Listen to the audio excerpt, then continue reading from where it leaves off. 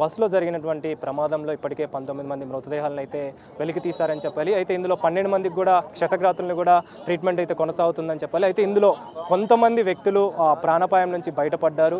దాని నుంచి బయటపడ్డ వ్యక్తుల్లో ఒక వ్యక్తి మనతో పాటు ఉన్నారు. ఆయనతో మాట్లాడదాం. అసలు ఈ ప్రమాదం ఎలా చోటు చేసుకోవడానికి గల కారణాలు ఏంటి? ప్రెజెంట్ మనతో మాట్లాడు. సార్, మీరు ఎక్కడి నుంచి ఎక్కడికి బయలుదేరుతున్నారు? మీది ప్రాపర్ ఎక్కడ? సార్ మాది ప్రాపర్ నెల్లూరు డిస్టిక్.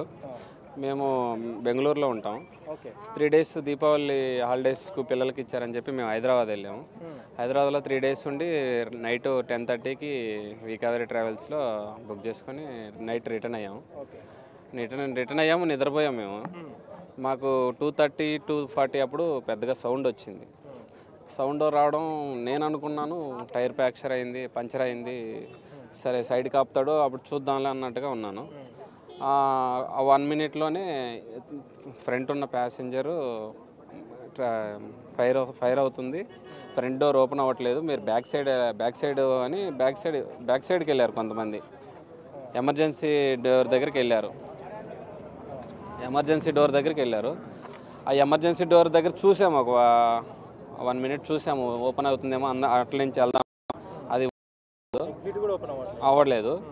నేను ఇంకా లెఫ్ట్ సైడ్లో ఒక విండో కనపడింది నాకు. ఆ టైంలో ఆ విండో పగలగొట్టాను. అది 3-4 టైమ్స్ ట్రై చేస్తే అవ్వలేదు, లాస్ట్లో అయింది. దాని నుంచి ఒక 7 మెంబర్స్ సేవ్ అయ్యాము. నా పిల్లలిద్దరూ, నేను, మా వైఫ్ సేవ్ అయ్యాము. మా అన్న పిల్లలు, మా అన్న వాళ్ళ వైఫ్ నలుగురు చనిపోయారు. అంటే మొత్తం ఎంతమంది వెళ్తున్నారు సార్? మీరు ఎంతమంది ప్రయాణం చేస్తున్నారు? ఏ ప్లేస్లో మీరు ఏ సీట్ నెంబర్కి సంబంధించి కావచ్చు, స్లీపర్ నెంబర్స్కి సంబంధించి కావచ్చు, ఏ ప్రాంతంలో మీరు స్లీపర్లో బుక్ చేసుకోవడం జరిగింది? స్లీపరు L5, L6లో ఉన్నాం మేము. మా బ్రదరు, వాళ్ళ వైఫ్, పిల్లలు U5, U6లో ఉన్నారు. వాళ్ళు పైన ఉన్నారు. కింద మేము, పైన వాళ్ళు ఉన్నారు. ఇంకా మాతో పాటు ఎంతమంది ఎగ్జాక్ట్గా నాకు నెంబర్ తెలియదు ఎంతమంది ఉన్నారు బస్సులో అని. కానీ ఇక్కడ 19 మెంబర్స్ చనిపోయారు. ఒక 15 మంది దాకా సేవ్ అయ్యారు. 15 మంది.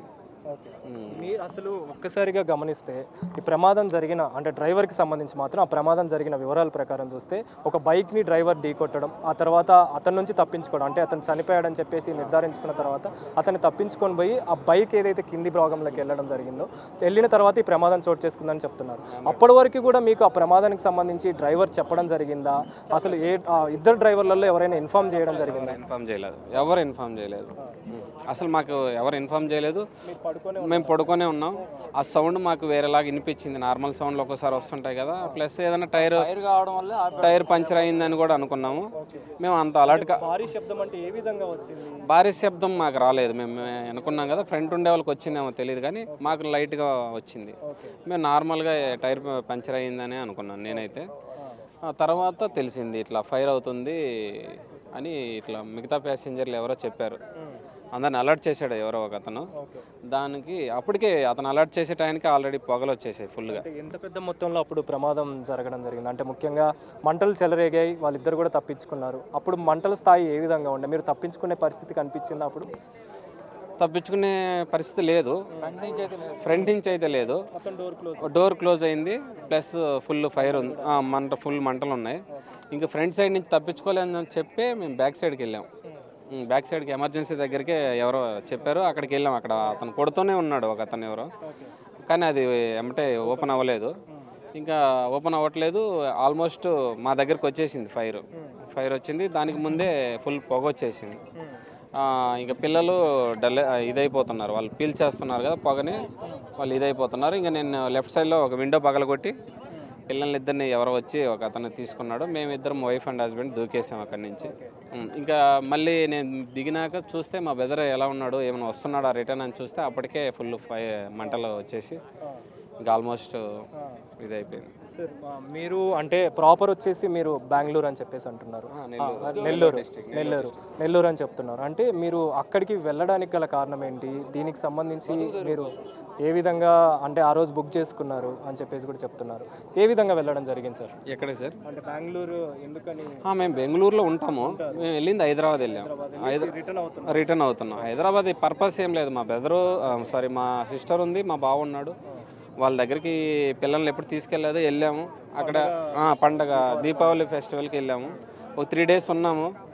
3 డేస్ తర్వాత నిన్న రిటర్న్ అయ్యాము. మాతో పాటు వాళ్ళు అందరం 8 మెంబర్స్ వెళ్ళాము. అందరం ఒక మామూలుగా అయితే మీరు వెళ్ళాల్సి ఉంది, మామూలుగా అయితే మీరు హైదరాబాద్ నుంచి నెల్లూరు వెళ్ళాల్సి ఉంది, కానీ నెల్లూరు ఏం వెళ్ళాలనుకోలేదు. మేము ఒక 1 వీక్ ముందే ఫ్యామిలీ హైదరాబాద్ వెళ్ళాలని అనుకున్నాము. మాతో పాటు వాళ్ళు కూడా మా అన్న వాళ్ళు, అదే వాళ్ళు ఇప్పుడు చనిపోయిన వాళ్ళు, వాళ్ళు కూడా కొన్ని ప్లేసెస్ చూడాలి అనుకున్నారు హైదరాబాద్లో. సరే అందరం వెళ్దాము, మనకి మన అక్క వాళ్ళు ఉన్నారు కదా, అందరం ఒక దిక్కే ఉందాము, చూసేసి వద్దాము అని అనుకున్నాము. ఓకే, అంతా 3 డేస్ బాగానే ఉన్నాం. ఇంకా రిటర్న్లో ఇలా జరిగిపోయింది. సో మీకు ఎలాంటి గాయాలు జరిగాయి అంటే ఎంతవరకు? అదే డోర్ పగలగొట్టడం వల్ల కొంచెం ఇంజరీ అయింది. నేను అక్కడి నుంచి దూకేసాను. ఇంకా దూకడం వల్ల ఈ కొన్ని ఎంత అయింది. ఓకే, నాకేం లేదు. బట్ మా బ్రదరు అదే బ్రదర్ మీ పిల్లలు, మీ భార్య వీళ్ళంతా కూడా సేఫ్ అయ్యారు, కానీ మీ అన్నకు సంబంధించి ఎవరెవరు మొత్తం? వాళ్ళ వైఫ్, మా బ్రదరు ప్లస్ వాళ్ళ పిల్లలు ఇద్దరు, బాబు పాప, ఒక బాబు ఒక పాప, 4 లాస్ అయ్యారు. మీరు మీ పిల్లలు ఎవరెవరు సార్? అంటే బాబు పాప ఎట్లా? మాకు ఒక పాప ఒక బాబు, 5 years 1.5 year. వాళ్ళని సేవ్ చేశాను, బట్ వీళ్ళని సేవ్ చేయలేకపోయాను. బాడీని మరి ఎప్పుడు అప్పగిస్తామని చెప్పేసి చెప్పడం జరిగింది. ఒక 3-4 అవర్స్లో మాకు చేస్తాము, ట్రై చేస్తామని చెప్పారు అనిత మేడం గారు. ఐడెంటిఫై చేయలేకపోతే ప్రమాద తీవ్రత గమనిస్తే అంటే ఆ స్లీపర్ బస్ కూడా పూర్తిగా దగ్ధమైంది. అంటే ఆ పరిస్థితులలో మీరు అలర్ట్ అవ్వడం కావచ్చు, అదంతా మీరు ఫ్రాక్షన్ ఆఫ్ సెకండ్లో ఇదంతా కూడా ప్రమాదం చోటు చేసుకుంది. మీరు ఎలా అలర్ట్ అయ్యారు, దానికి సంబంధించి వివరాలు ఏంటి? అలర్ట్ అవ్వడం అంటే నాకన్నా ముందే ఒక అతను బ్యాక్ సైడ్ డోర్ పగలగొడుతున్నాడు. నాకు అతను చూసి కూడా నేను ఇక్కడ అర్థమైపోయింది, ఇక్కడ కూడా ఒకసారి ట్రై చేద్దామని చెప్పి ఇక్కడ డోర్ అదే విండో పగలగొడదాము, అది అవ్వట్లేదు కదా, సరే ప్రయత్నం చేద్దామని చెప్పాను. నేను ఆల్మోస్ట్ మా వైఫ్కి పిల్లలకి చెప్పాను అయిపోయింది, మనం చనిపోతున్నాం అని చెప్పాను. వాళ్ళు ఏడుస్తున్నారు. ఇక నేను ఆ డోర్ పగలగొట్టడం, పిల్లల్ని టకటక అట్లే ఆ గ్లాసుల్లోనే అందించాను. వాళ్ళకి చిన్న చిన్న ప్యాచెస్ అయినాయి. ఇంకా నేను మా వైఫ్ దూకేసాం అక్కడి నుంచి. ఇంకా అలా సేవ్ అయ్యాము. మా తర్వాత ఇంకొక 3 మెంబర్స్ అదే అక్కడి నుంచే ఆ విండోలోనే సేవ్ అయిపోయారు. ఆ విండో ముందు నుంచి వచ్చే వాళ్ళకి మరి వాళ్ళు తప్పించుకునే పరిస్థితి కనిపించిందా? వెనక ఉన్న వాళ్ళు తప్పించుకున్నారా? మీరు అబ్జర్వ్ చేసినంత వరకు తప్పించుకోవడానికి ఎక్కువ అవకాశం దొరికింది ఎవరికి? తప్పించుకోవడానికి అవకాశం ఎవరికి దొరకలేదు సార్. అలర్ట్గా చాలామంది నిద్రపోతున్నారు. మ్యాక్సిమం 2:30 అప్పుడు నిద్రపోతున్నారు. ఎవరికి సరిగా గార్డెన్ నిద్రలో ఉన్నారు. ఏం జరుగుతుందో తెలియదు. మా బ్రదర్ వాళ్ళని కూడా లేపాను, కానీ వాళ్ళు ఎందుకు లేపారో కూడా వాళ్ళు షాక్లో ఉన్నారు. వాళ్ళకి ఏం జరుగుతుందో వాళ్ళకి కూడా తెలియదు.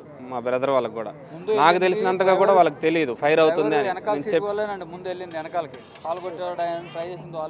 మా బ్రదర్ వాళ్ళకి కూడా సరిగా తెలిసి ఉండదు, నాకు తెలిసి ఇన్ఫర్మేషన్. చెప్పాను, వాళ్ళు దిగుతున్నారు, పడుకున్న పిల్లల్ని లేపుకుంటున్నారు. నేను మా పిల్లల్ని తీసుకొని ముందుకెళ్ళాను. బాడీల విషయానికి వస్తే చాలా వరకు కూడా బ్యాక్ సైడ్ బాడీలు ఎక్కువగా కనిపించాయి. అక్కడికి ఒకసారిగా వెళ్ళడం అంటే అక్కడ విండో పగిలింది. విండో పగలడం వల్ల సరే ఫ్రంట్ సైడ్ ఆల్రెడీ మంటలు వచ్చాయి కదా, ఆల్రెడీ మంటలు రావడం వల్ల బ్యాక్ సైడ్కి వెళ్ళారు అందరూ. అక్కడి నుంచి ఏమైనా సేవ్ అవుదామని అయ్యారు. బట్ అప్పటికే మంటలు వచ్చేసాయి, ఫుల్గా వచ్చి. మంటల కన్నా ముందు పొగ వచ్చేసింది. అది చాలా ఇబ్బంది పెట్టింది. అప్పటికి మీ అన్నకు సంబంధించి కావచ్చు, మీ ఫ్యామిలీకి సంబంధించి కావచ్చు, వాళ్ళని కాపాడే పరిస్థితి కనిపించలేదు. అంటే మీరు తప్పించుకున్నారు, ఓకే. ఆ టైంలో వాళ్ళని కూడా సైడ్కి చేయాలని ఉన్నింది. బట్ అప్పటికి ఆల్మోస్ట్ ఇంకా నేను మళ్ళీ లేచారు. బట్ వాళ్ళు దిగే టైంలో లేట్ అయిందని నేను అనుకుంటున్నా. దిగే టైం లేట్ అయింది. కొంచెం ముందుకెళ్ళి చూస్తే బ్యాక్ సైడ్ ఏం కనపడట్లేదు, అంతా పొగ చుట్టేసుకుంది, పొగ వచ్చేసింది. వాళ్ళు వస్తున్నారా, అసలు దిగారా, అక్కడే ఉన్నారా, ఏం కనపడలేదు నాకు. ఇంకా నేను ఈ 4 మెంబర్స్ సేవ్ చేద్దామనే మైండ్లో ఉండిపోయాను. నేను వీళ్ళని ఫస్ట్ తీసేద్దామన్న ఇదిలో ఉన్నాను. ఒకవేళ కనుక ఈ ప్రమాద స్థాయికి సంబంధించి కావచ్చు, ఈ ప్రమాదానికి సంబంధించి కావచ్చు, డ్రైవర్ ఒకవేళ చెప్పి ఉంటే ఇంత పెద్ద ప్రమాదం జరిగేది కాదని ఆల్మోస్ట్ అందరు సేవ్ అయిపోయింది వాళ్ళు. ఎందుకంటే ఒక 2-3 minutes టైం ఉన్నింది, చల్లరేగేదానికి ఒక 2 minutes అన్న టైం ఉన్నింది. అతను చెప్పుంటే అట్లీస్ట్ వాళ్ళ విండోలన్నా పగలగొట్టుకొని అట్లీస్ట్ బయటకు వచ్చి ఉండేవాళ్ళు. అతను చెప్పబోవడం, గార్డెన్ నిద్రలో ఉండడం వల్ల ఈ ప్రమాదం జరిగింది. సార్ మీరు చెప్పండి, మీరు బంధువులుగా తెలుస్తుంది, అంటే మీకు ప్రమాదానికి సంబంధించి ఎప్పుడు సమాచారం అందింది, మీరు ఏ విధంగా 45 ఫోన్ చేశారండి, ఇట్లా బస్సు కాలిపోతుంది, నేను బయటకు వచ్చాను, వాళ్ళు ఏమైపోయారు అర్థమైతే లేదా అని ఫోన్ చేశారు. మేము అప్పుడే ఏడ్చుకుంటూ 3 గంటలకే బయలుదేరి వచ్చేస్తాం. మేము వీడికి వచ్చేసరికి 6:15 అట్లా అయింది. మేము వీడికి వచ్చేసాము. అతనికి ధైర్యంగా ఉంటామని చెప్పేసి మేము వచ్చేసాం. రాత్రి మేమే ఎక్కించాము 8 మెంబర్స్ని. మా వైఫ్ వాళ్ళ బ్రదర్ రాత్రి 3 days మా దగ్గరే ఉన్నారు హైదరాబాద్లో. మా ఎదురుగా మేము బస్సు ఎక్కించాము. ఇదేంట్రా బాబు ఇంత ఇది చెప్పేసి వచ్చేసరికి ఏం లేదు, మాంసం ముద్దలు అయిపోయింది వచ్చేసరికి ఏం లేదు. అందుతున్న సమాచారం డ్రైవర్ యొక్క నిర్లక్ష్యం అనేది చాలా ఎక్కువగా కనిపిస్తుంది, స్పష్టంగా కనిపిస్తుందని. మీరు అందుకున్న డ్రైవర్కి బస్సు ఎదురుగా వచ్చినప్పుడు ఒక మనిషి వస్తే హార్న్ కొడుతున్నాడు. వెనకాల 40 మంది ఉన్నారు. వాళ్ళకు ఏమి ఇస్తున్నారు మీరు? ప్రమాదం జరిగిందని వాళ్ళకి అలర్ట్ చేయాలా లేదా? చేస్తున్నారా?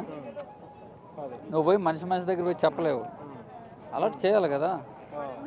సో మీరు ఏం చెప్పాలనుకుంటున్నారంటే సిస్టమ్ సరిగా లేదు. సో మొత్తానికైతే ప్రత్యక్ష సాక్షి అంటే ఐ విట్నెస్గా ఉన్నటువంటి రమేష్ ప్రమాద స్థాయిలో భాగంగా ఎమ్మటే నాకు వేరే వాళ్ళు గ్లాస్ని బద్దలు కొడుతున్నట్టుగా శబ్దం వినిపించడం, అంటే ముందు భాగంలో ప్రమాదం చోటు చేసుకొని కూడా డ్రైవర్ మాకు చెప్పకపోవడంతో ఈ ప్రమాద స్థాయి అనేది ఇంత తీవ్రంగా పెరిగిపోయిందని చెప్పాలి. అదేవిధంగా ఆయనకు సంబంధించి రమేష్ అన్న అదేవిధంగా వాళ్ళ ఫ్యామిలీ కూడా మృత్యువాత పడ్డారని చెప్పాలి. పిల్లలు మేమందరం కూడా తప్పించుకున్నాం, కానీ మా అన్నని మా కుటుంబ సభ్యులకు సంబంధించి మా అన్నని వాళ్ళ పిల్లల్ని నేను కాపాడలేకపోయానని చెప్పేసి ఆయన రోధిస్తున్న పరిస్థితి మనకు కనిపిస్తుంది. కెమెరా పర్సన్ వంశీతో కలిసి అనిల్, బిగ్ టీవీ, కర్నూలు నుంచి.